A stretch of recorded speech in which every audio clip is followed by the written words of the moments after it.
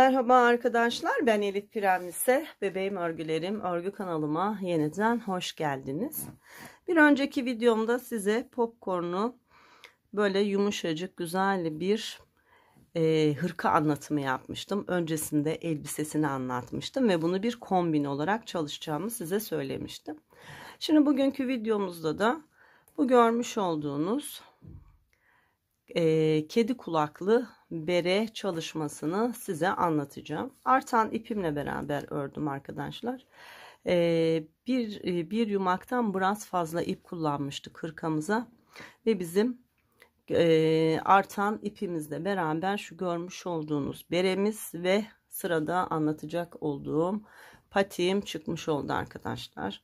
Patiğime de şöyle bir fiyonk çalışması yapmayı düşünüyorum. Evet, yani artan ipleri değerlendirerek bu bereyi size anlatıyorum. Yine çok kolay bir çalışma. Şu haroşa örgüden başlayacağız. Ondan sonra ilerleyeceğiz arkadaşlar. Yine hırkamızla aynı büyüklükte, rahat bir 3 yaşın kullanabileceği büyüklükte bir çalışma oldu. Ölçülerini videomun sonunda sizlere verdim. Bakın arka kısmımız, şu kalıbımız, her şeyiyle çok güzel bir çalışma oldu. Bağcıklarımı da kordonla yaptım ve tamamladım. Evet, beğendiyseniz beğeni ve yorumlarınızı bekliyorum arkadaşlar. Abone olmayan arkadaşlar, abonelikler ücretsizdir. Sizden abonelik öncesi ya da sonrasında herhangi bir ücret talep edilmez. O yüzden gönül rahatlığıyla abone olup bildirimleri de açarsanız benim yayınlamış olduğum her bir video size bildirim olarak gelecektir. Dolayısıyla bu güzelliklerin hiçbirini kaçırmadan takip edebileceksiniz. Evet, yorumlarınızı bekliyorum ve artık örmeye başlayalım. Evet arkadaşlar, şimdi hırkamıza ve elbisemize takım olabilmesi için güzel bir şapka çalışması, bu İngiliz tarzı Lora şapka dedikleri şapkadan çalışacağız. Arkadaşlar, ben elbisemle aynı renk olarak aslında bir tane şapka çalışması yaptım. Şöyle kameramı biraz kaldırırsam, bakın böyle kulakları olan bir şapka elbisemin rengiyle çalıştım. Bunu yine 4,5 milimetre örgü şişiyle çalışmıştım. Şimdi bir tık daha böyle şapkamın tok olmasını istiyorum. O yüzden 4 milimetre örgü şişiyle çalışacağım. Evet, bakın 4 milimetre örgü şişiyle yine Moss Lavita Yarn ipini kullanacağım. Moss marka Lavita Yarn serisiyle 100 gram ve 245 metre uzunluğunda arkadaşlar bu ip. Böyle dolgun olan bir ip. Aslında ince görünüyor ama dolgunca bir ip. Şimdi hırkamdan artan ipimle beraber şapkama başlayacağım. Şapkam için tam 60 ilmek 4 milimetre olan örgü şişime atacağım. Ve 3 diş haroşa örgü öreceğim. Evet, 60 ilmek şişlerimizi atalım.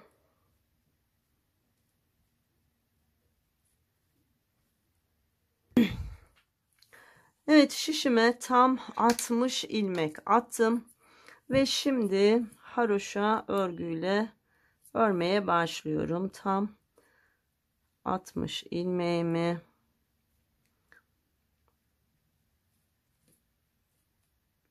haroşa örgülerle örüyorum. Ben haroşa örgüyü düz örgü olarak örüyorum. Bazı arkadaşlarımız ters örgü olarak da örebiliyor.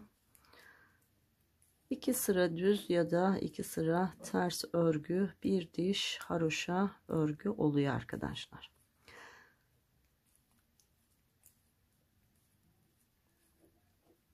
Evet, 60 ilmeğimi haroşa örgülerle örüp sıramı tamamlıyorum.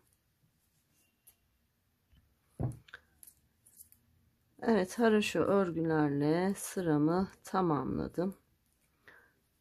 Şimdi örgümün arka tarafında Yine ilk ilmeği boş aldım ve diğer ilmekleri haroşa örgü olarak örüyorum.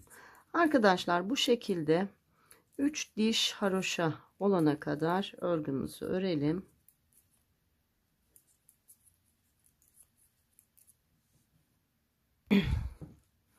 Evet arkadaşlar, tam 3 diş haroşa olacak şekilde örgümü örüyorum ve sıramı tamamlıyorum. Arkadaşlar hem önde hem arkada 3 diş haroşa örgü örmüş olduk. Bakın 1 2 3, arka sırada da 1 2 3. Şimdi 60 ilmeğimiz var. 5 ilmek artıracağız ve 65 ilmeğe ilmek sayımızı çıkaracağız. Düz örgüyle artık örüyoruz. Önlerde düz, arkalarda ters olacak. İlk ilmeği boş aldım. Sonra düz örgüyle 2, 3, 4, 5, 6, 7, 8, 9, 10 ilmek ördüm. Şöyle bir gizli artırma yaptım. Tekrar 1, 2, 3, 4, 5, 6, 7, 8, 9, 10 ilmek ördüm. Bir artış daha yaptım. 2, 1, 2, 3, 4, 5, 6, 7, 8, 9, 10 ilmek ördüm. Bir artış daha yaptım. 3 oldu. 2 kez daha arttıracağız. 1, 2, 3, 4, 5, 6, 7, 8, 9, 10. Bir gizli artırma yaptım. 4 etti. Tekrar 1, 2, 3, 4, 5, 6, 7, 8, 9, 10 ve 5. kez gizli artışımı yaptım. 1, 2, 3, 4, 5, 6, 7, 8, 9, 10 ilmekle de sıramı tamamladım. Toplamda 65 ilmeğim oldu. Şimdi örgümün arka kısmında bu 65 ilmeğimi ters örgü olarak örüyorum. Haroşadan sonra bir sıra düz ve şimdi ördüğümle bir sıra ters, yani toplamda 2 sıra örgü örmüş olacağım. Bunu 6 sıraya tamamlayacağız arkadaşlar. Önlerde düz, arkalarda ters olacak şekilde 6 sıra 65 ilmeğimizi örelim. Sonra popcorn çalışmasıyla devam edelim.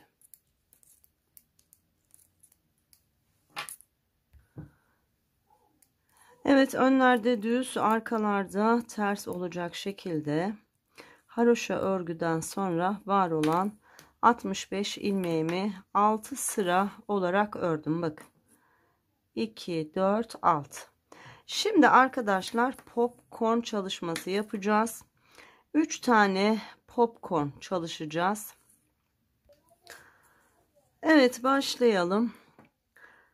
İlk ilmeği boş aldım. Sonra 2, 3, 4, 5, 6, 7, 8, 9, 10, 11, 12, 13, 14, 15, 16 ilmek düz ördüm.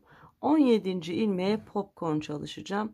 Arkadaşlar 2,5 milimetre örgü tığım var. Bunu 2, 2,5, 3 gibi numaralarla da yapabilirsiniz.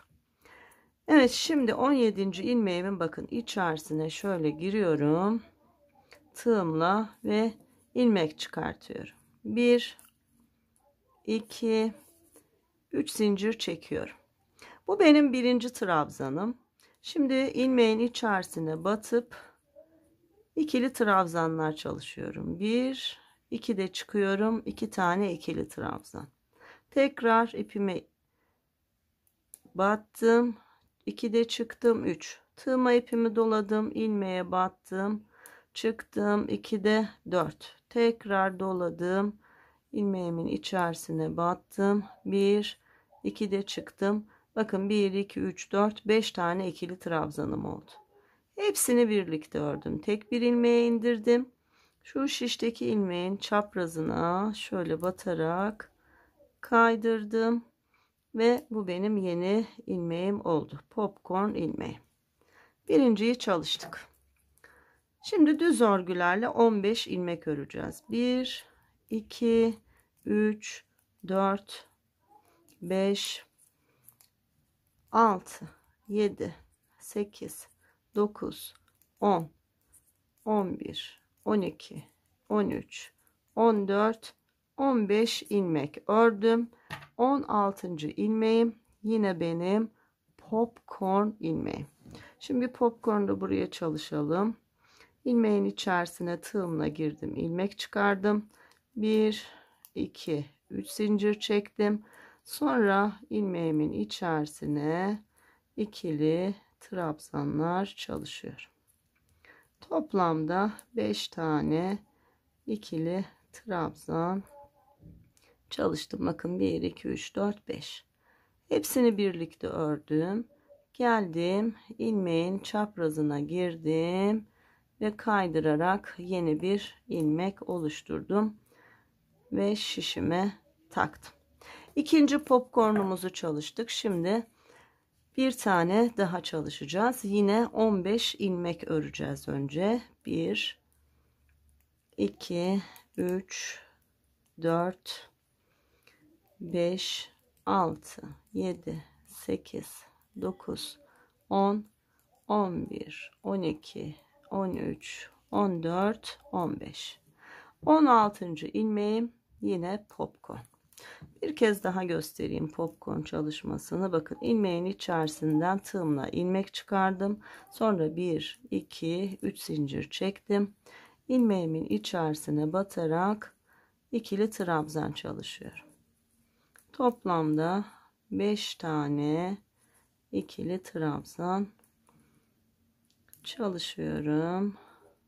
Bu beşincisi. Bakın 1 2 3 4 5. Hepsini birlikte ördüm. Geldim, ilmeğimin çaprazına battım, kaydırdım, şişten çıkardım ve bu tığdaki benim yeni ilmeğim oldu. Onu da şişime aldım. Evet, 3 tane popcornumu çalıştım. Popcorn çalışmalarımız bitti. Şimdi düz örgülerle sıramızı tamamlayalım. 1 2 3 4 5 6 7 8 9 10 11 12 13 14 15 16 düz ilmekle beraber sıramı tamamladık. Evet arkadaşlar, ilk popcorn kurulumunu yaptık. Şimdi düz örgülerle örmeye devam edeceğiz. Önde düz, arkada ters. Bir miktar ördükten sonra tekrar popcorn kurulumu olacak. Şimdi biraz örelim, sonra popcornlarla devam edelim. Evet arkadaşlar, önlerde düz, arkalarda ters olacak şekilde tam 12 sıra boyunca örgümü ördüm. Bakın şu popcorn ilmeğinden sonra sayıyorum. Bakın 1 2 3 4 5 6 7 8 9 10 11 12. Şimdi ikinci kez popcorn çalışması yapacağız. Şu görmüş olduğunuz iki popcorn'un arasına şöyle dağılarak yapacağız. Şimdi 2 4 6 7. Evet.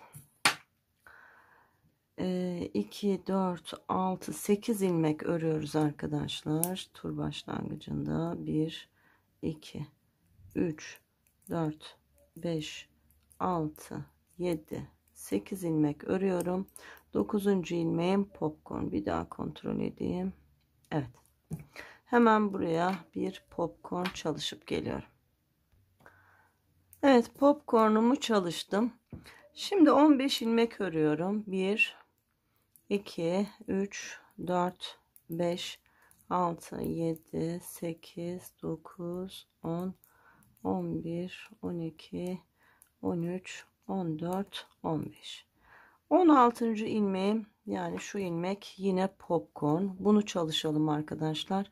Sonra tekrar 15 ilmek örelim. 16. ilmek popcorn ve son kez 15 ilmek örelim. 16. ilmek popcorn ilmeği. Şuraya kadar çalışalım, sırayı beraber tamamlayalım. Evet, popcornlarımı çalıştım. Bakın toplamda 1 2 3 4 tane popcorn çalışmış oldum. Şimdi düz örgülerle 1 2 3 4 5 6 7 8 ilmek örüp sıramı tamamladım. Arka sırada yine var olan ilmeklerin tamamını ters örgü olarak örüyoruz. Arkadaşlar bu sırayı örelim. Sonra önde düz ve tekrar arkada ters olarak örgümüzü örelim. Yani bu sıradan sonra 2 sıra daha örmüş olalım.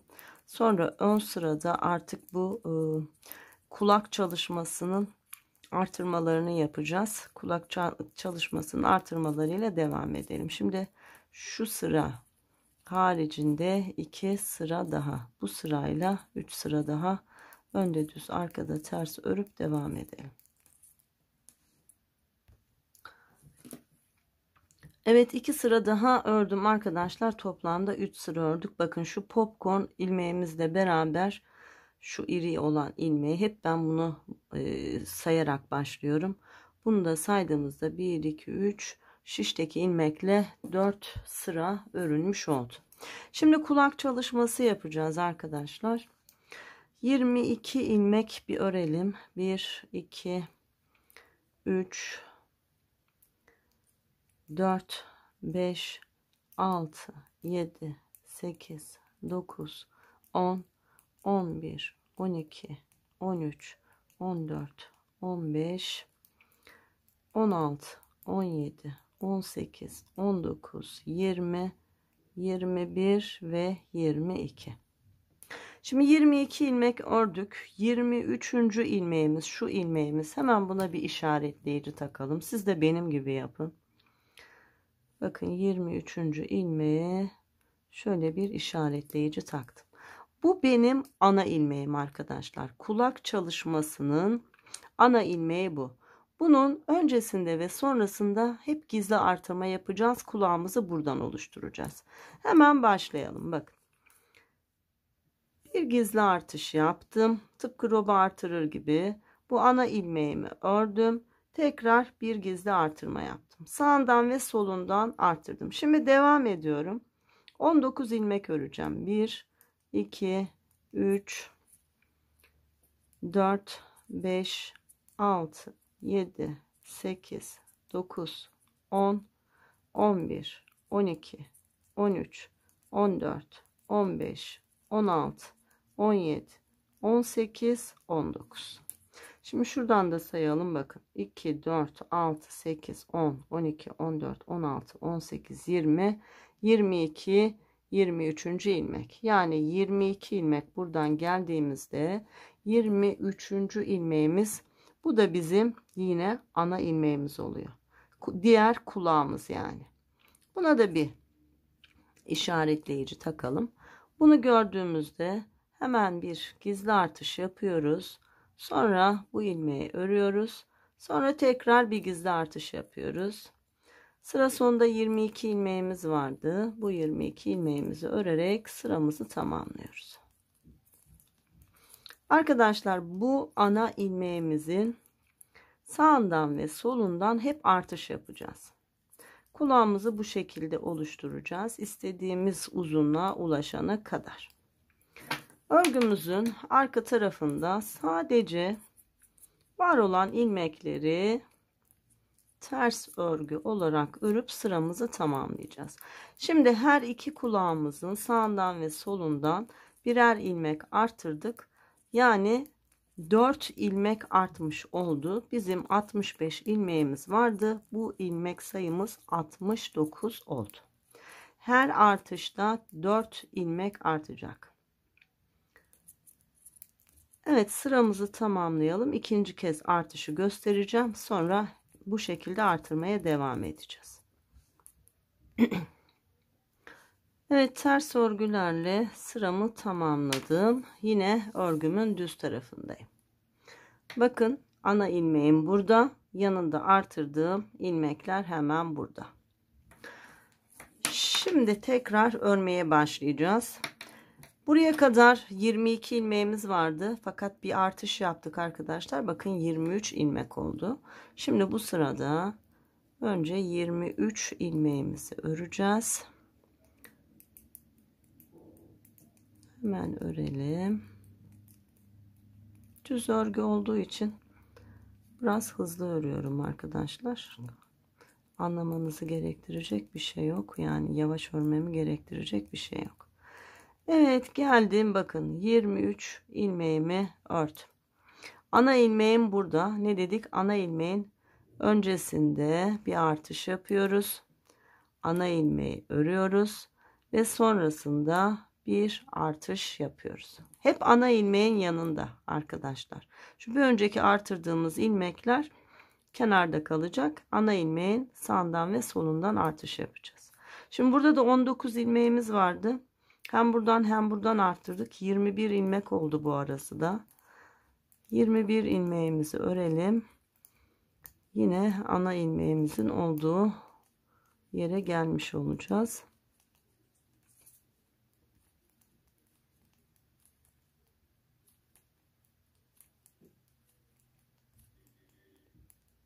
Evet, 21 ilmeğimi ördüm. Bakın yine ana ilmeğimin oradayım. Öncesinde bir gizli artırma. Sonra ana ilmeğimi ördüm. Sonrasında bir gizli artırma ve tekrar 23 ilmek var. Sıra sonunda 23 ilmeğimi örerek sıramı tamamlıyorum.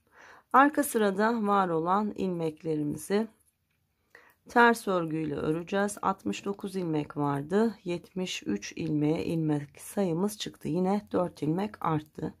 Bu şekilde devam edecek. Arkadaşlar, aynı şeylerin tekrarını yapacağız. Toplamda 8 kez arttıracağız. Biz şimdi 2 kez arttırmış olduk. 6 kez daha arttıralım. Sonra bu arttırdıklarımızı tekrar keseceğiz ve böylece kulağımız oluşacak. Şimdi 8 artırma yapalım. Şu örgümüzün arka sırasını da ters örgülerle örelim. Tekrar düz kısımda kesme işlemiyle birlikte devam edelim.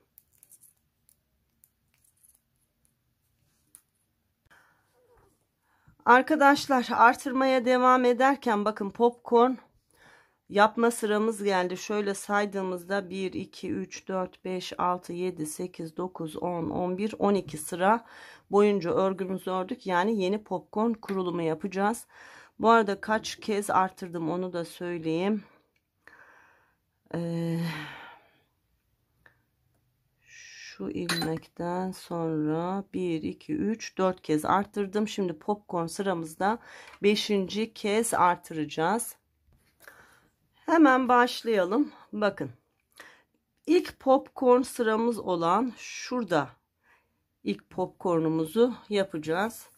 Hemen düz örgülerle örmeye başlayalım. İlk ilmeği boşaldım. Sonra 2, 3, 4, 5, 6, 7, 8, 9, 10, 11, 12, 13, 14, 15, 16 diye hatırlıyorum. Hemen kontrol edeyim. Evet, 16. ilmeğim, ilk popcorn ilmeğim. Burada çalışıp geliyorum. Evet, çalıştım. Şimdi devam ediyoruz. Artışımızı da yapacağız.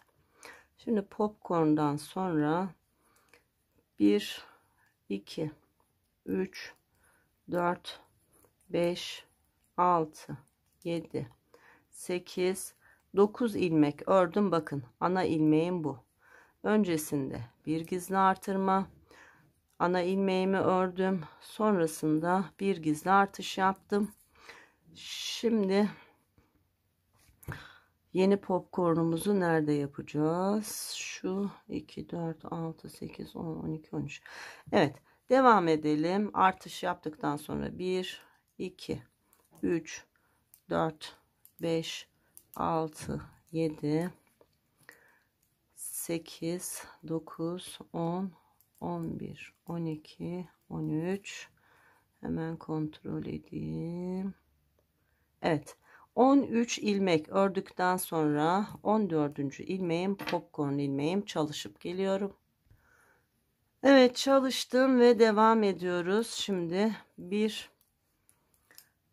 2 3 4 5 6 7 8 9 10 11 12 13 ilmek ördüm. Bakın, ana ilmeğim burada. Gizli artışımı yaptım. Ana ilmeğimi ördüm. Tekrar gizli artış yaptım ve örmeye devam ediyorum. 1 2 3 4 5 6 7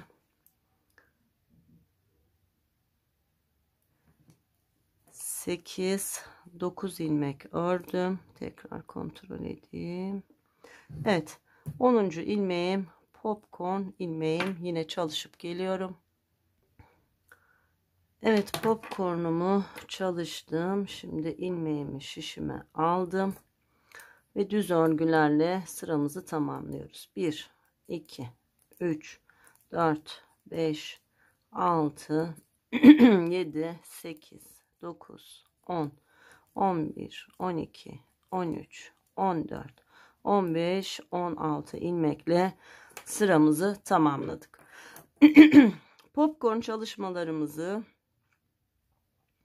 yaptık. Bakın, 1 2 3 tane popcorn çalıştık. Şimdi arka sırada var olan ilmeklerimizi ters öreceğiz. Sonra yine kulak kısmımızın artışlarına devam edeceğiz. Tam 8'e tamamlayalım arkadaşlar. Sonra kesimle devam edeceğiz. Arkadaşlar, tam 8 kez artışımı yaptım ve tamamladım. Şimdi arka sırada da ilmeklerimi ördüm ve bitirdim. Bakın, şuradan sayabilirsiniz eğer karıştırırsanız. Şu ana ilmeğim, onun yanındaki ilmek, bir önceki artıştan önceki ilmeğim. Şu aradaki ilmeklerde arkadaşlar 2 4 6 8 ilmek artış yaptığım ilmek. Yani bu kadar, hem sağda ve solda 8 8 16, aynı şekilde burada da 8 8 16 artış yaptık.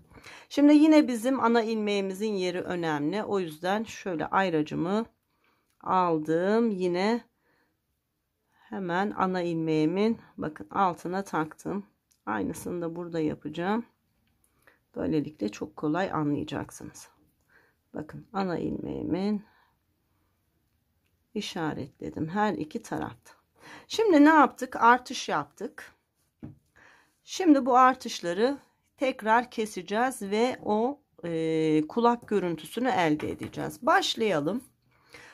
Ana ilmeğimizden bir önceki ilmeğe kadar düz örgülerle örüyoruz. İlk ilmek boş, sonra 2 3 4 5 6 7 8 9 10 11 12 13 14 15 16 17 18 19 20 21 22 23 24 25 26 27 28 29 30, pardon, 29. Ana ilmeğe kadar 30 ilmeğim var. Biz 29'unu ördük. Bakın, ana ilmeğim şu. Öncesinde ve sonrasında ilmeklerim var. Yani daha önce artış yaptığım ilmekler. Şimdi bu ilmekleri artırdığımız gibi keseceğiz arkadaşlar. Şu ortadaki ilmeğimiz önde olacak şekilde kesim yapacağız. O yüzden dikkat edin. Bakın bir, sıradaki şu ikinci ilmek ana ilmeğim. Ana ilmeğimden şöyle giriyorum. Her iki ilmeğe çıkartıyorum. Sonra çevirerek tekrar şişe alıyorum. Bakın ana ilmek üstte. Gördünüz mü? Şimdi ana ilmek ve diğer iki ilmeği şöyle sağdan sola doğru batarak üçünü birlikte örüyorum. Ne oldu? İki ilmeği kesmiş oldum. Bakın ana ilmek yine burada. Sonra bir ilmek örüyorum ve geriye dönüyorum. Bakın ilk ilmeği boşaldım. Ana ilmek ve onun yanındaki ilmeği ördüm. Tekrar geri dönüyorum. Bakın yine ana ilmek ortada, artırmış olduğumuz iki ilmek burada. Aynı şeyi yapacağız. Şimdi ikinci kez. Bakın ana ilmekten girdim. Diğer ilmeğin de arasına şöyle şişten çıkardım. Yönlerini değiştirdim. Bakın yine ana ilmek üstte olacak şekilde 3 ilmeği birlikte ördüm ve kestim.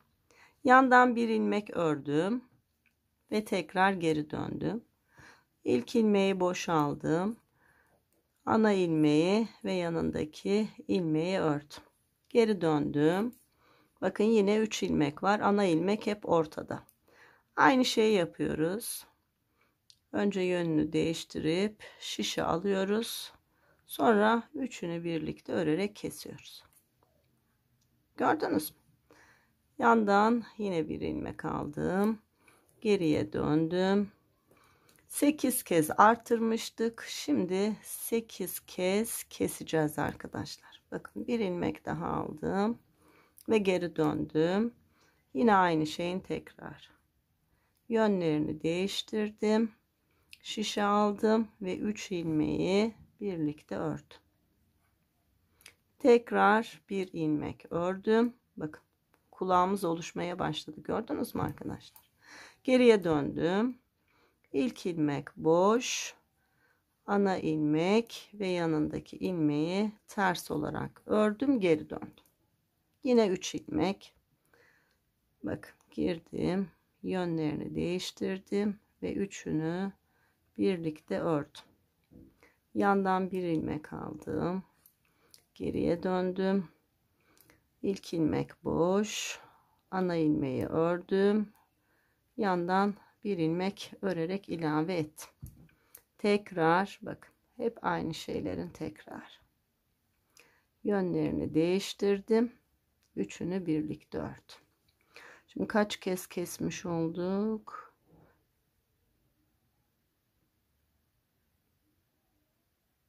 İki kez daha keseceğiz sanırım. Şimdi geldim bakın. Bir ilmek aldım. Geriye döndüm. İlk ilmek boş. Ana ilmeği ördüm. Yanındaki ilmeği ördüm. Geri döndüm. 2 ilmeği birlikte aldım. Yönünü değiştirdim. Ana ilmek önde olacak şekilde 3 ilmeği birlikte ördüm ve kestim. Yandan bir ilmek aldım. Geriye döndüm. İlk ilmek boş. Ana ilmeği ve yanındaki ilmeği ördüm. Bu son ilmeğimiz mi? Hemen bakayım. Evet, bu son ilmeğimiz arkadaşlar. Şuradan da bakayım. Evet, son ilmeğimiz. Bakın. Aldım, yönünü değiştirdim.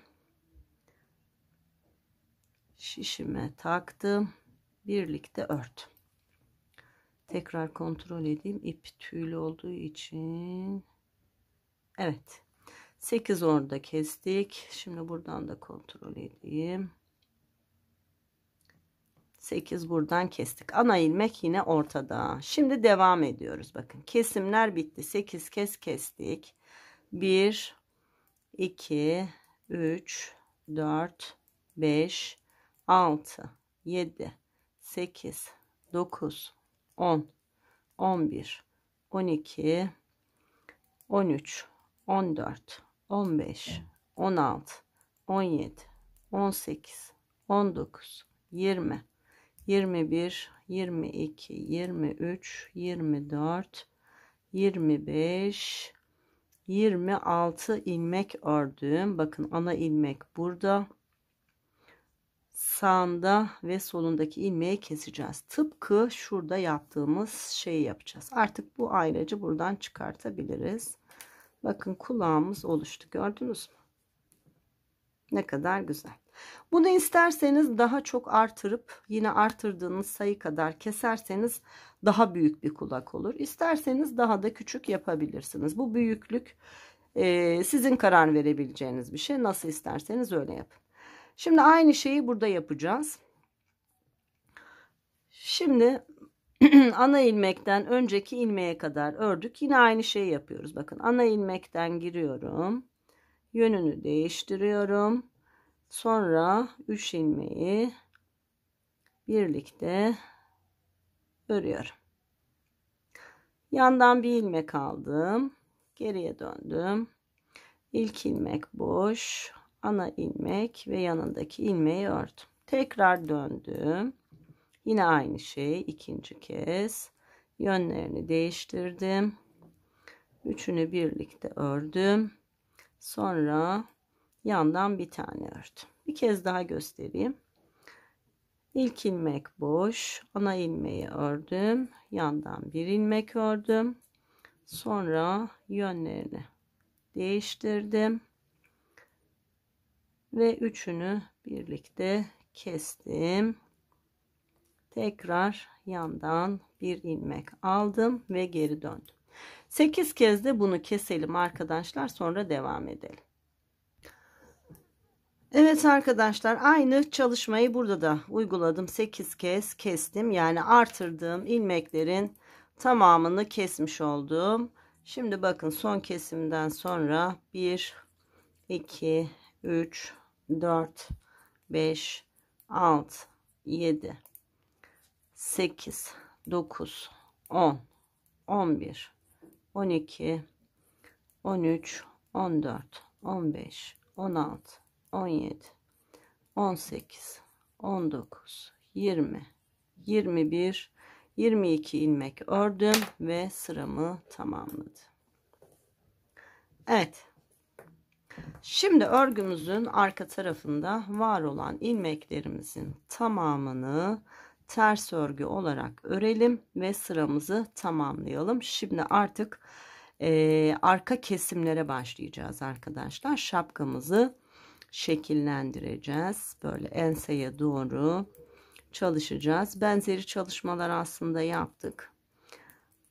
Bu da kolay bir çalışma olacak. Yine keseceğiz. Değişen hiçbir şey olmayacak. Evet, ters örgülerle sırayı tamamlayalım önce.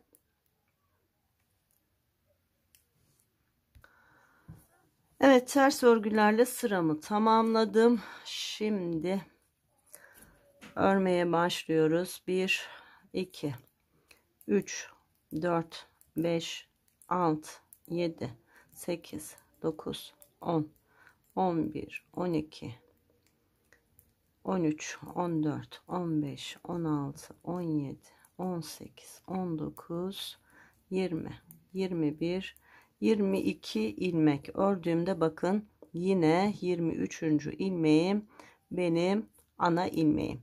Şimdi kesimleri yaparken de arkadaşlar şöyle yapacağız. Şu arada 2, 4, 6, 8, 10, 12, 14, 16, 18, 19 ilmeğimiz var.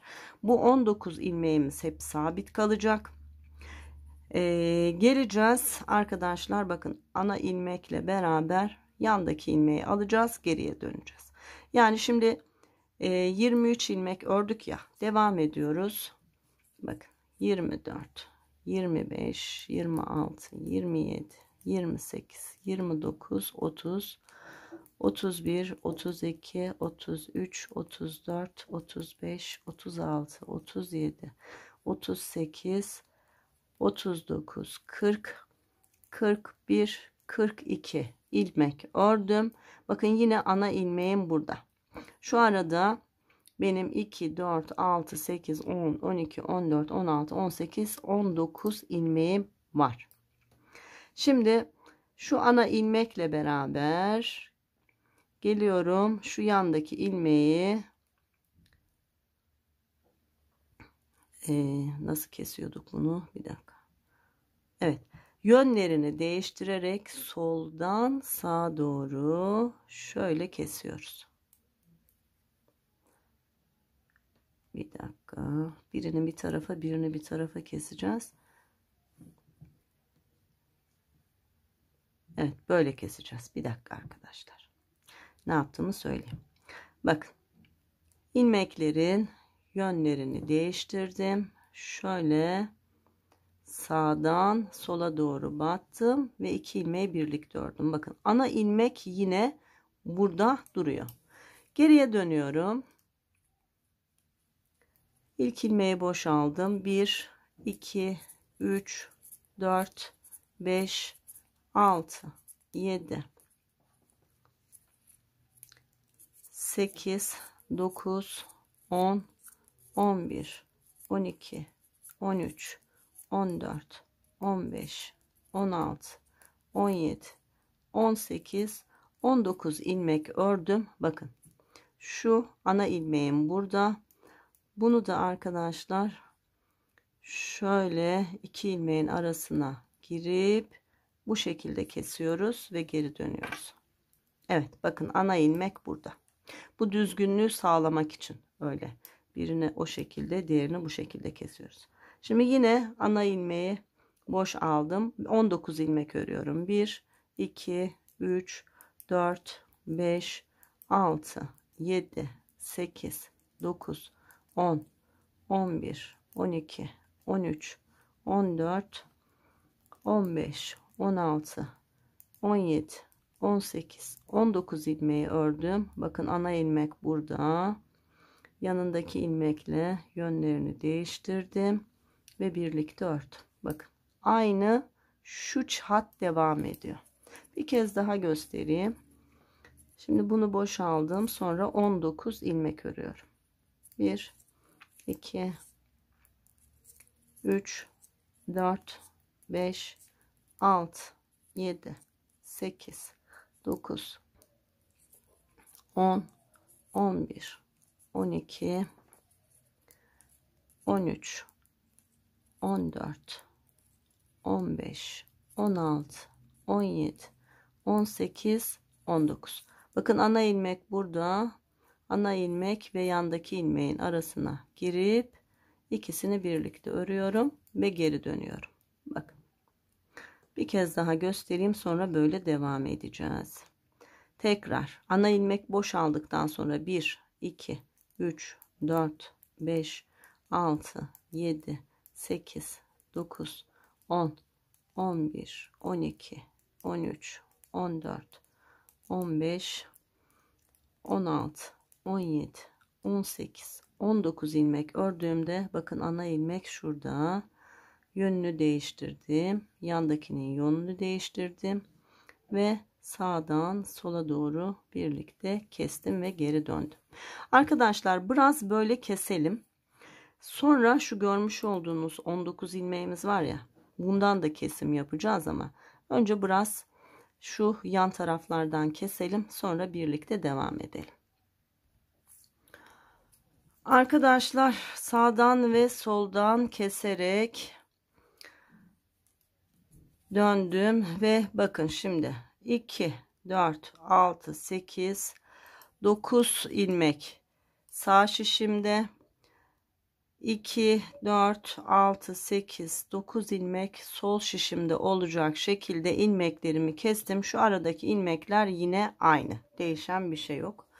Şimdi arkadaşlar kesimlerimizi artık üçlü yapacağız. Tıpkı kulak çalışırken kestiğimiz gibi. Şimdi en son bir ilmek kestim. Burada 9'a düştü. Geriye dönüyorum. 1, 2, 3, 4, 5, 6, 7, 8, 9, 10, 11, 12, 13, 14, 15, 16, 17, 18, 19 ilmek ördüm. Bakın şu ana ilmeğim, öncesinde bir ilmek, sonrasında bir ilmek olacak şekilde yine keseceğiz. Bakın 2 ilmeğin arasına girdim, yönlerini değiştirdim ve 3. ilmeği de şişime aldım.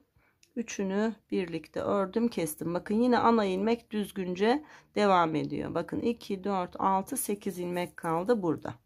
Şimdi ilk ilmek boş. Sonra 1, 2, 3, 4, 5, 6, 7, 8, 9, 10, 11, 12, 13, 14, 15, 16, 17 ilmek ördüm. Bakın şu ana ilmek, bu ondan önceki ilmek ve yanındaki ilmek. Şimdi üçünü yine birlikte keseceğiz. Bu kez arkadaşlar şöyle yapacağız.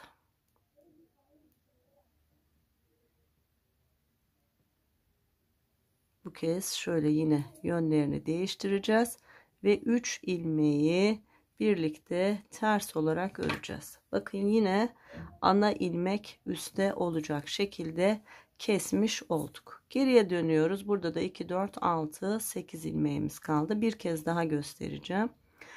İlk ilmeği boşaldım, ana ilmeği, sonra 1, 2, 3, 4, 5, 6, 7, 8, 9, 10, 11, 12, 13, 14, 15, 16 ilmek ördüm. Bakın ana ilmek burada.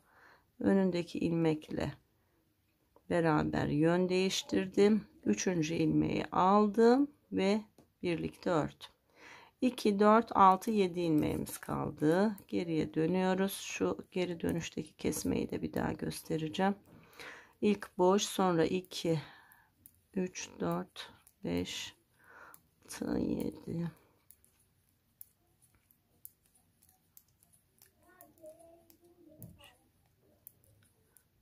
Evet. Bakın yine ana ilmek burada. Önündeki ilmekle beraber yer değiştireceğim. Şöyle. Sonra 3 ilmeği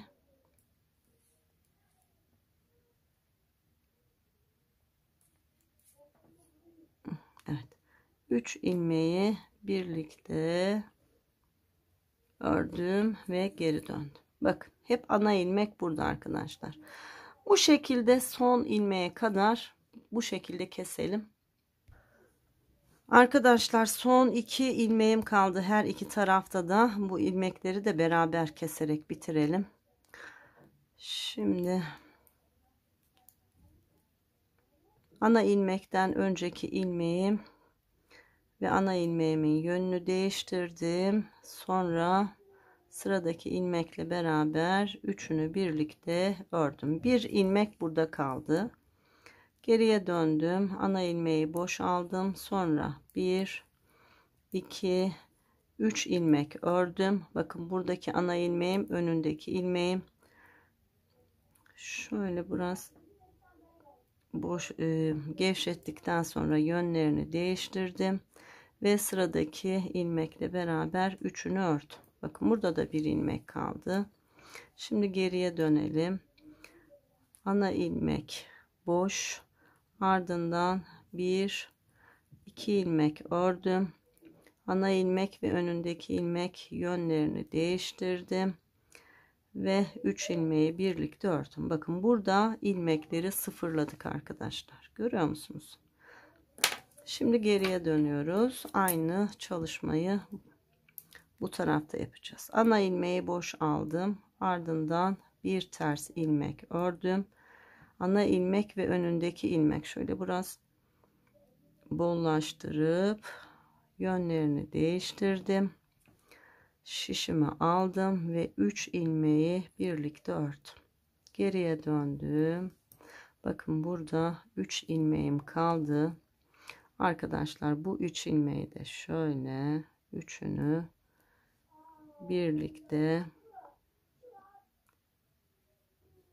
örerek tek bir ilmeğe düşürdüm.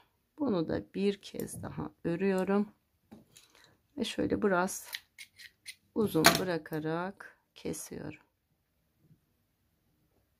Evet. Bakın şöyle bir çalışma oldu. Harika bir kalıp çalışması. Bakın arkasıyla harika oldu. Bitti mi? Tabii ki bitmedi. Şimdi arkadaşlar şu yan bağcıkları ve şu ensedeki örgü çalışmamız var. Ama önce şurada kesmiş olduğumuz ipimizi örgümüzün içerisinden yürütüp gizleyelim.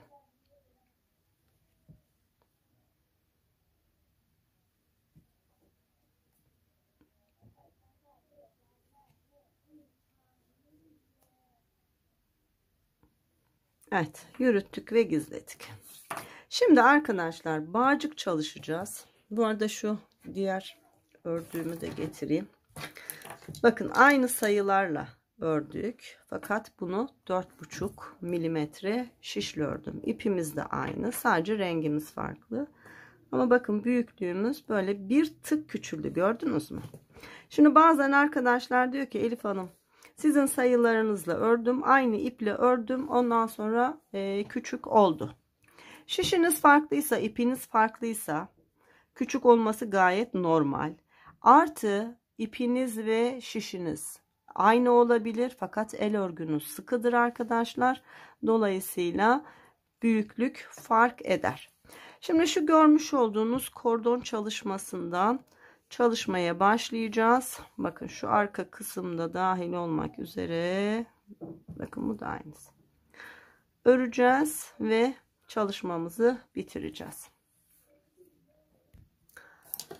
Evet, bağcık çalışması yapmak için arkadaşlar bizim böyle iki ucu olan, yani çorap şişi dediğimiz şişlere ihtiyacımız var. Şimdi bu çalışmayı da daha önce çok kez yaptık ama yine göstereyim. Bakın 1 2 3 ve 4. Bunu 3 ilmekle de yapabiliriz. Fakat ben şişimi özellikle daha ince tuttum. Şu görmüş olduğunuz 3 milimetre şiş. 3 numara şişle 4 ilmekle öreceğim. Bakın ilmekleri attım. İpim burada.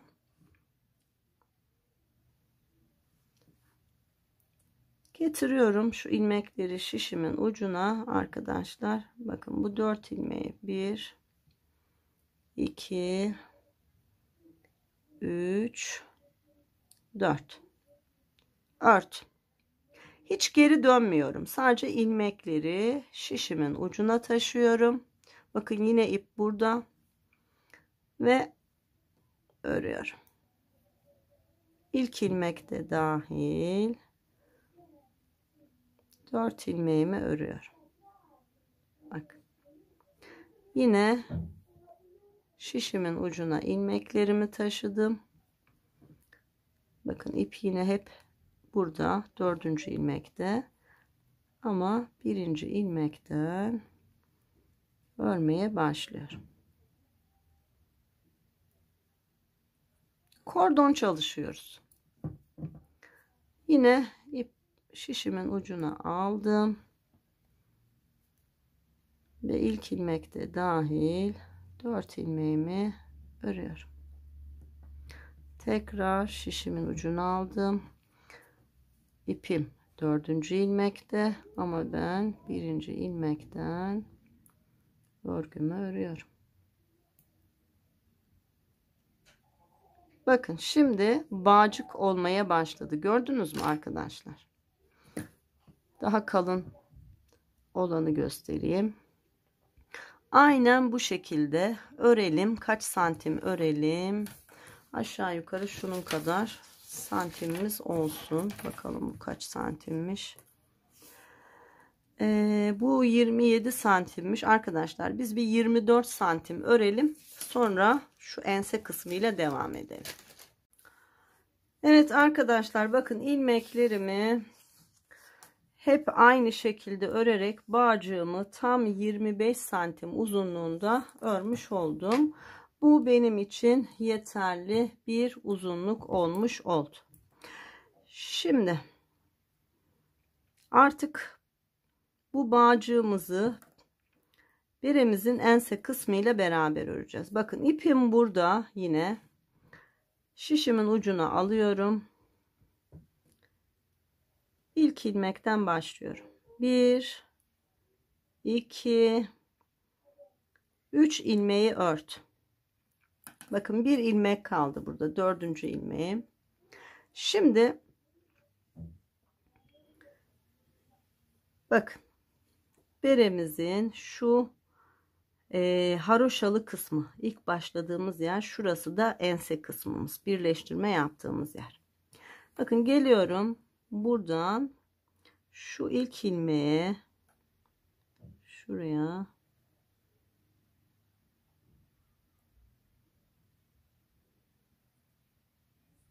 evet şöyle giriyorum, hatta şöyle girelim daha rahat olsun ilmek yönümüz.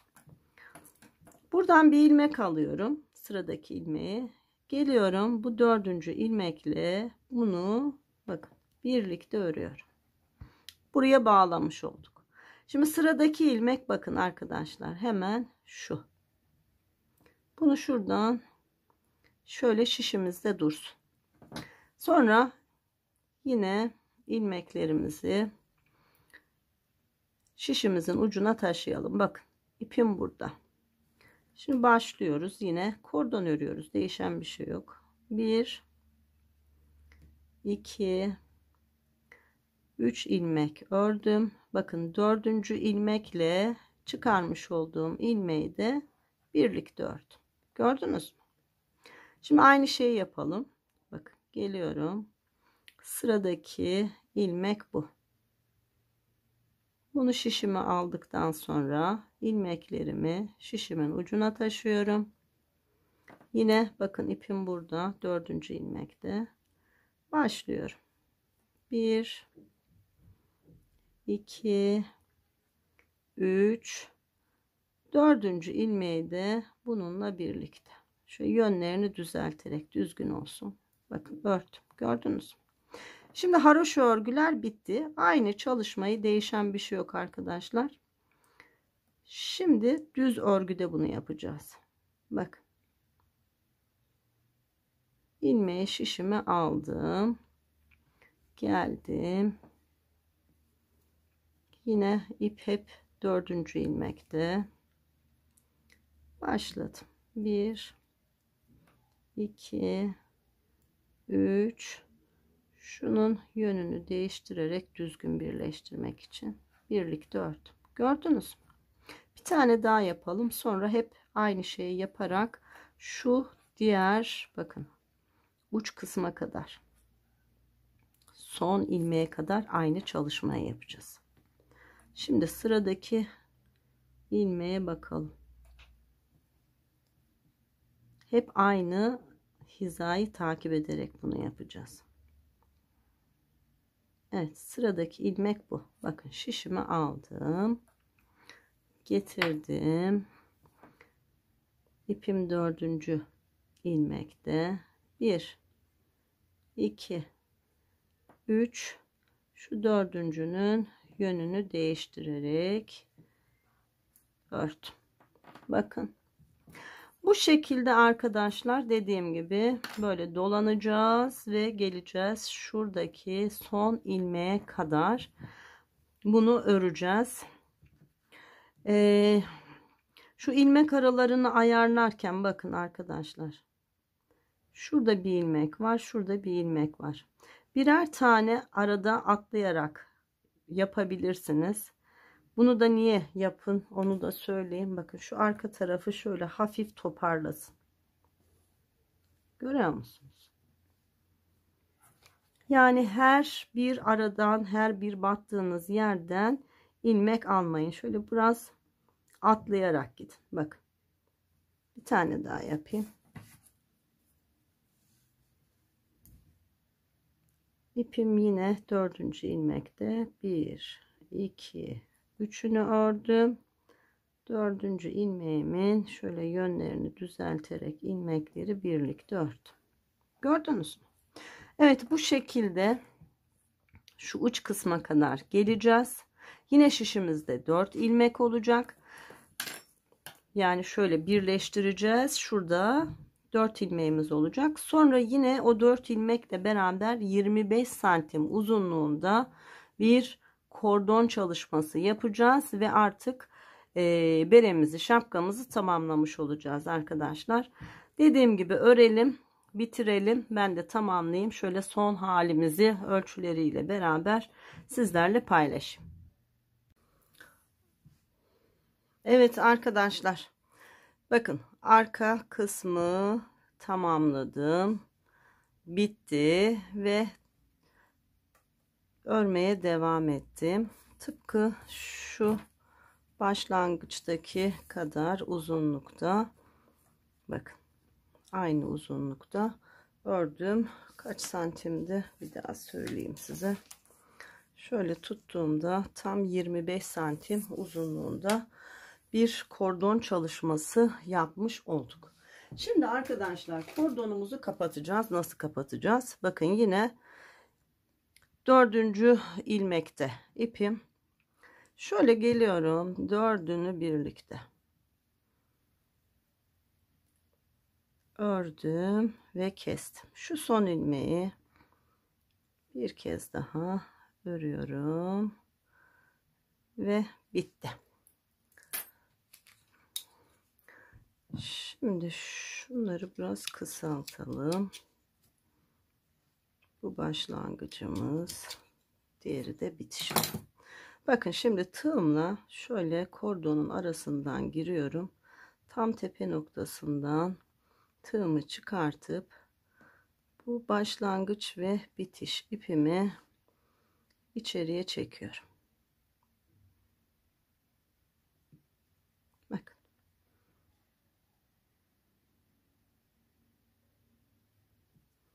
Gördünüz mü?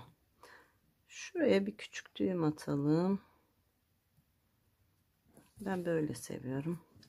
Diğer tarafta da bakın, burası da kesip bitirdiğimiz yer. Aynı şeyi buna yapıyorum. Tepe noktasına kadar şöyle içeriden girdim ve içeriye çektim. Evet. Bir küçük düğüm de bunu atalım.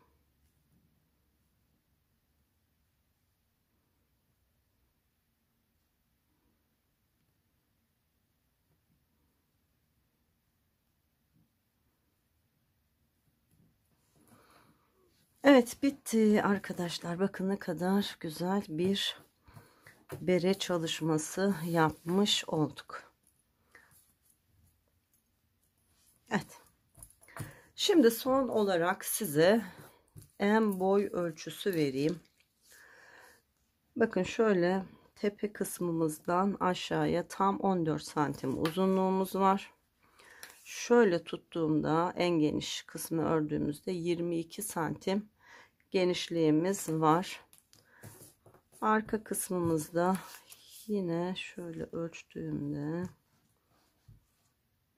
bakın yine 14 santim. Evet. Beremizi de çalışmış olduk. Hırkamızdan sonra böyle güzel bir bere çalışmış olduk. Şimdi bir sonraki çalışmada ben bir ön hazırlık yaptım. Arkadaşlar bakın. Çok güzel bir patik çalıştım. Şöyle fiyonklu yapmayı düşünüyorum. Kız bebeklerde fiyonklu. Erkek bebeklerde şu popcorn'u şu ön kısma da uygulayabilirsiniz. Ama ben bunu böyle çalışacağım. Evet, bir sonraki çalışmamda, yani patik anlatımımda görüşebilmek dileğiyle, her şey gönlünüzce olsun. Hoşça kalın.